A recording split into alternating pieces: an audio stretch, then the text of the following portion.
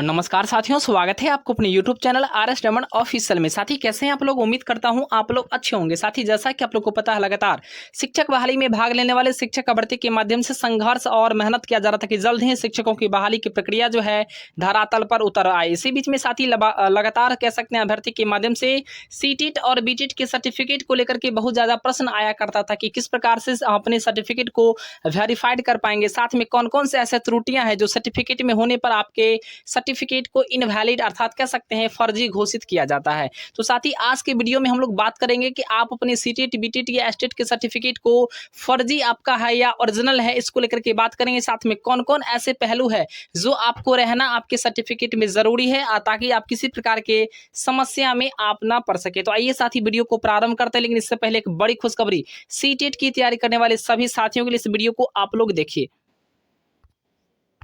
जी हाँ साथियों, सीटेट की तैयारी करने वाले तमाम साथियों के लिए सबसे बड़ी खुशखबरी, टेक्स्ट बुक आपके लिए लेकर के आया है कमाल की किताबें, जिसमें आपको 2000 स्मार्ट क्वेश्चन के साथ साथ आपको स्मार्ट क्वेश्चन बैंक भी उपलब्ध है। मुख्य रूप से साथी इस बुक की सबसे खास बात यह है कि इस बुक में आपको चैप्टर वाइज सारे क्वेश्चंस को इंक्लूड किया गया है। साथ में साथी सीडीपी सभी सब्जेक्ट के बाल विकास एवं शिक्षा शास्त्र के प्रश्न को समाहित किया गया है, और जिसमें आपको पेपर 1 और पेपर 2 के सभी प्रश्न भी आपको मौजूद मिल जाएंगे। मुख्य रूप से साथी आगामी सीटेट की परीक्षा को देखते हुए इसमें लॉजिकल क्वेश्चंस को भी इंक्लूड किया गया। साथ में मैं आपको बता दूं, सीटेट के साथ साथ आप इस बुक को अदर स्टेट के टीटी एग्जाम्स के लिए भी आप यूज कर सकते हैं। साथ में आपको सरल व सटीक भाषा में इस किताब का आपका डिस्कशन भी उपलब्ध है, और आंसर की भी आपको स्मार्ट तरीके से प्रोवाइड किया गया है।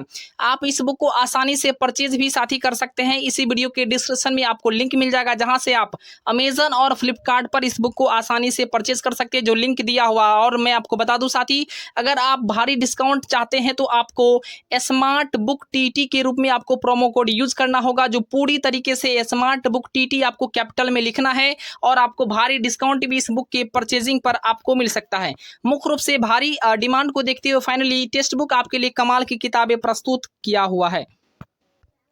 हाँ साथियों, तो हमारे पास जो है फर्जी अभ्यर्थी का लिस्ट मौजूद है, जिसमें मैं आज बात करूंगा कि सीटेट पीटेट और एस्टेट के सर्टिफिकेट हो या प्रशिक्षण के सर्टिफिकेट हो, किस प्रकार से आपके सर्टिफिकेट को इनवैलिड करार दिया जाता है, साथ में ही फर्जी अभ्यर्थी क्यों घोषित किया जाता है। मुख्य रूप से साथी नंबर 1 पर हम लोग बात कर ले तो अनुराधा नाम की एक अभ्यर्थी है, जिनका मेधा अंक जो है अच्छा खासा था।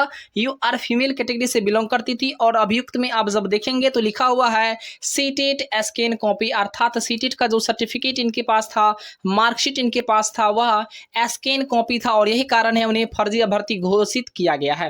नंबर 2 पे बात कर ले तो प्रमोद कुमार वर्मा, पिता का नाम हरिराम वर्मा, और इनका भी मेधांक अच्छा खासा था। जनरल कैटेगरी से बिलोंग करते थे, और इनके प्रशिक्षण और सीटेट के दोनों सर्टिफिकेट इनके कह सकते हैं फर्जी घोषित अर्थात इनवैलिड करार दिया गया है।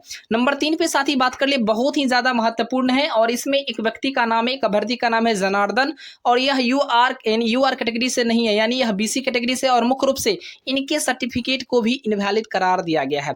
और सबसे बड़ी बातें साथी यहाँ पर जो है सीटेट डिजी लॉकर ऐप से जो सीटेट का जो सर्टिफिकेट प्राप्त होता है, उसमें इनके फोटो और सिग्नेचर में डिफरेंस पाई गई है, और यही कारण है इन्हें भी अवैध अर्थात फर्जी घोषित किया गया। आइए साथी आज हम लोग सीटेट के सर्टिफिकेट को भी रूबरू तरीके से देखेंगे कि सीटेट के सर्टिफिकेट में कौन कौन से ऐसे पहलू है जिनको आपको समझना और परखना बहुत ज्यादा जरूरी हो जाता है।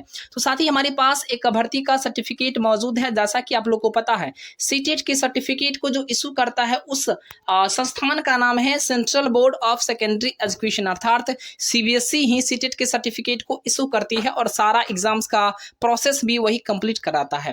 मुख्य रूप से प्रतीक मल्लिक नामक एक शिक्षक अभ्यर्थी है, जिन्होंने अपना एग्जाम्स क्रैक करा है सीटेट के रूप में। ऐसे में साथी मुख्य रूप से अगर यहाँ पर देखें तो बहुत सारे शिक्षक अभ्यर्थी को फर्जी इसलिए घोषित की जाती है क्योंकि उनके फोटो में डिफरेंस पाया जाता है, यानी मुख्य रूप से कह ले तो फोटो सर्टिफिकेट में कोई और रहता है और ओरिजिनल फोटो उनके कुछ और है। ऐसे में आपके सर्टिफिकेट को इनवैलिड करार दिया जा सकता है। नंबर 2 की बात कर ले तो नीचे में आपके यहाँ पर जो मार्कशीट में जो होते हैं सिग्नेचर वगैरह होता है, अगर सिग्नेचर आपका कह सकते हैं आपका अपना सिग्नेचर नहीं है, कोई अन्य व्यक्ति सिग्नेचर किया है, उस स्थिति में भी आपके सर्टिफिकेट को इनवैलिड करार दिया जा सकता है।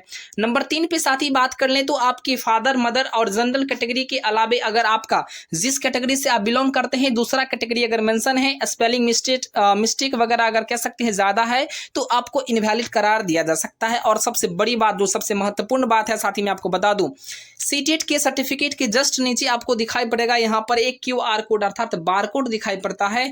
इस बारकोड को स्कैन करने के बाद इस अभ्यर्थी का सारा डिटेल जो कह सकते हैं आ जाता है। ऐसे में कहीं न कहीं इस स्कैन करने पर अगर आपका डिटेल पूरा नहीं आ रहा आपके सर्टिफिकेट से, तो समझ लीजिए आपके सर्टिफिकेट में भी त्रुटि अर्थात कह सकते हैं इसमें अवैध तरीके से किसी प्रकार का करेक्शन किया गया है। उसके बाद साथ ही महत्वपूर्ण चीजें यह है कि सीटेट का जो सर्टिफिकेट प्रदान होता था पहले वह डाक द्वारा अर्थात पोस्ट ऑफिस के माध्यम से प्राप्त किया जाता था, लेकिन साथ ही मैं आपको बता दूं 2018 से ही सीबीएसई ने सीटेट के सर्टिफिकेट को बाय पोस्ट छोड़ करके उन्होंने डिजी लॉकर ऐप के माध्यम से प्रदान करना आरंभ कर दिया। ऐसे में अब जो है सीटेट का सर्टिफिकेट डिजी लॉकर ऐप से ही आता है। ऐसे में सीटेट का सर्टिफिकेट आपका तभी वैलिड होगा जब आपके सर्टिफिकेट में डिजी लॉकर वेरीफाइड लिखा होगा, साथ में ग्रीन टिक का होना बहुत ज्यादा जरूरी है, यानी यह टिक आपके पास आपके सर्टिफिकेट में होना बहुत ज्यादा जरूरी है।